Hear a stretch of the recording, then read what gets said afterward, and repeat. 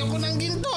Minagnakaw ng palayo ko ng ginto! Wala talagang palya! Sa tuwing may rainbow, merong nagpupunta rito para magnakaw ng kayamanan!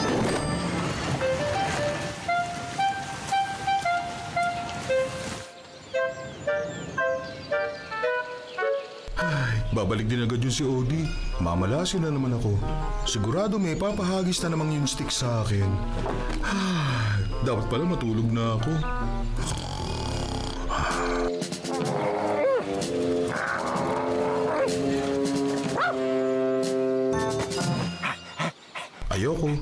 Ayokong iba to yung palayok ng ginto para lang may masalo ka.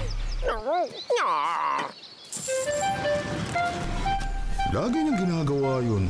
Binabato yung palayok ng ginto tapos merong sasalo.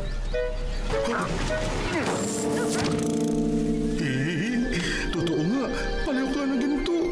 Akin to. Aba, teka! Sino kumuha ng palayo ko ng ginto? Kanya to. Pakiusap, munting kuting. Walang silbi ang leprechaun na walang palayok ng ginto. Pakiusap. Ibalik mo yan. Kaganti pala kita. Ibibigay ko sa'yo. Kahit anong gusto mo. Okay. Pahingin ng 2 palayok ng ginto. Ay mali, 3 na. Tapos samahan mo na rin ng pizza at saka lasagna na rin. Mukhang swerte ang kailangan mo. Kaya ko yung ayusin, kaya mula ngayon, magkakaroon ka na ng swerte. Saswertein ka sa lahat ng gagawin mo.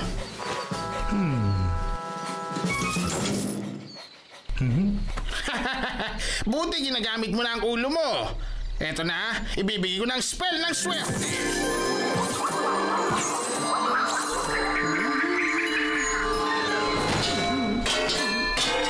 Naku, parang hindi naman swerte yung ganun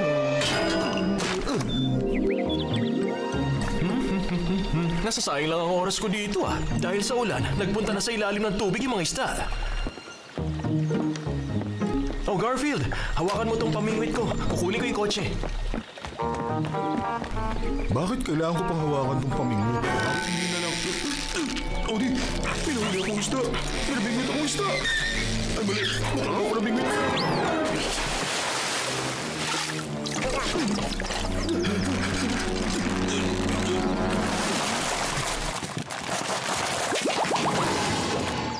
Pakiramdam ko parang hindi pa rin ganito ang swerte. Ang laki na nahuli mo Garfield, ikaw ang pinakamaswerteng pusa sa buong mundo. Kung talaga swerte ako, bakit ako nadagunan nitong malaking isda? Ipa-barbecue ko na to ngayon din.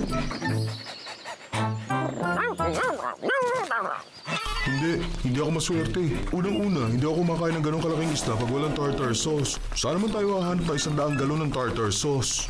Trans Tartar To. Kami ay isang air freight company na magaling sa pagdadala at paghahatid ng mga tartar sauce. Sa ngayon, may problema ang makina namin. Ulitin ko, saan naman tayo hahanap ng 100 galon ng tartar sauce? Alam mo namang may mahulog lang mula sa langit. Copy, Trans Tartar. Buti ba, ihulog mo lang 100 galon ng tartar sauce na sakay mo. Ayun din. Roger.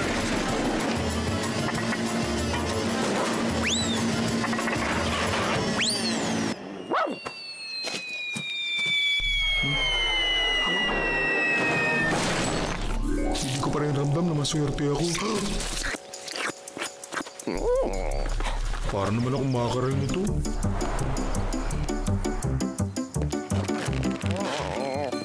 Teka, para may naisip para malaman ko kung swerte ako, Odie. Baka pwede kong hilingin na magkaroon ako ng ice cream.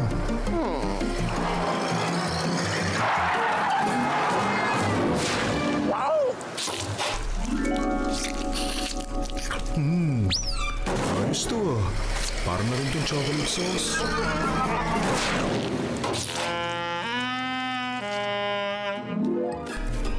Kailangan siguro makaisip ako ng paraan para maging pera tong swerte ko. Sa loob lang ng ilang sandali, pipili tayo ng mananalong number ng lottery at isang maswerteng nilalang na mananalo ng $30 gazillion. $30 gazillion? Pagkakataon ko na to.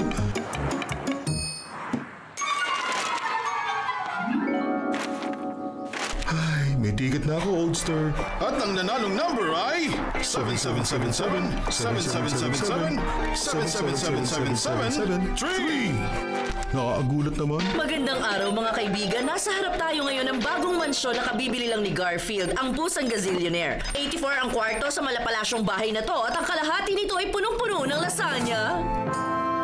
Napakasarap naman ng merienda natin. O ngayon, nasa na ba yung butler ko? May utos po ba kayo, sir?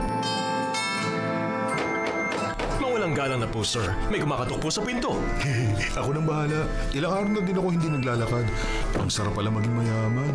Maswerte ako dahil nasa akin ang lahat ng swerte.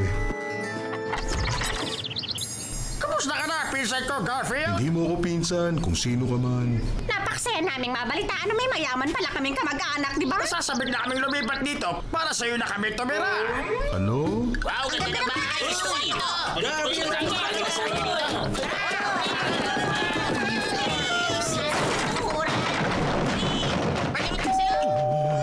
Doorbell yun doon sa pinto sa likod ah. Sino naman yun? Garfield na pusa, nandito ako para yayain kang i-invest ang ilang bahagi na $30 gazillion sa bago kong business venture, ang electric yo-yo. Sa halagang ilang bilyon lang, mapapasayo lang ilang piraso nito tapos pwede mo pang i-invest ang ibang pang pera sa negosyo ng mga kaibigan ko. Dito mo yung sa akin! Ano kontrata? Ano ko yung nilagay sa akin?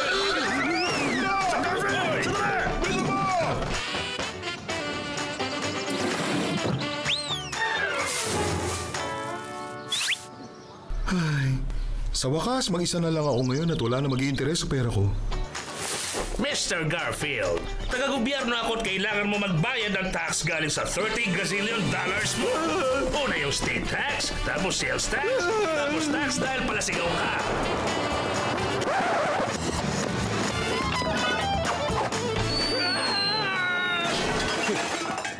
Hoy! Habang nandito ako, bayaran mo na yung tax para sa kanal! Kailangan mo, wala na to swerte nito sa akin. Ayos siya! Bilisan natin! Sige na, Garfield! Mag-invest ka sa negosyo ko! Sabi na lang! Sige na! Nakahanap ako ng paraan para malasin ako. Malas daw dumaan sa ilalim ng hagdan.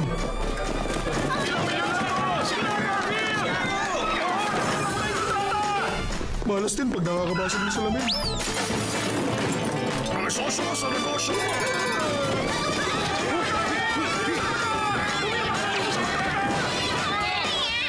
Garfield!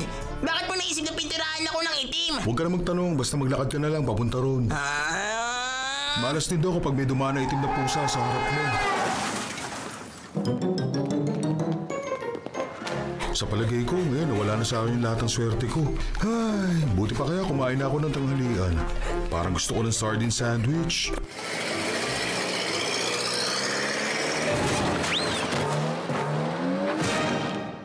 Naku, nasa akin pa rin yung swerte. Odi, naalala mo kung saan mo nahanap yung palayok ng ginto? Yeah. Dali mo na ako doon. Kailangan ko ipapawi ko sa leprechaun na yun ang swerte kong to bago pa ako mapahamak. Ibig mo sabihin, gusto mo nang tanggalin yung spell ng swerte sa'yo? Ganun ba, pusa? Oh, pakiusap. Naiintindihan mo naman na pag binawi sa'yo ang swerte, babawiin ko rin ang $30 gazillion. Sige, kunin mo na rin. Ikaw ang bahala, pusa.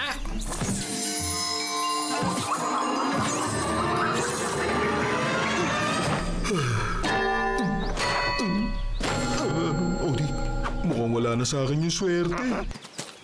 Isa lang ang paraan para malaman. Sana maraming lasagna na bumagsak sa harap ko na galing sa langit. Lano? Tara, halika na. Subukan natin maghanap ng lasagna na hindi gumagamit ng swerte. Pabili na lang tayo kay John.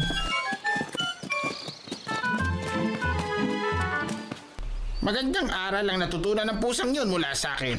Ang swerte ay nasa mga kamay natin. Yun ang napulot niya. At ako naman, meron ulit akong $30 gazillion. Napakaswerte ko talaga! Mr. O'Rourke, taga-gobyerno ko at kailangan mo magbayad ng tax mula sa $30 gazillion mo. Tingnan natin, state tax, 9 gazillion, napakaswerte sales ko. tax, 4 million Sobrang tax swerte dahil bumutong ko. hininga ka.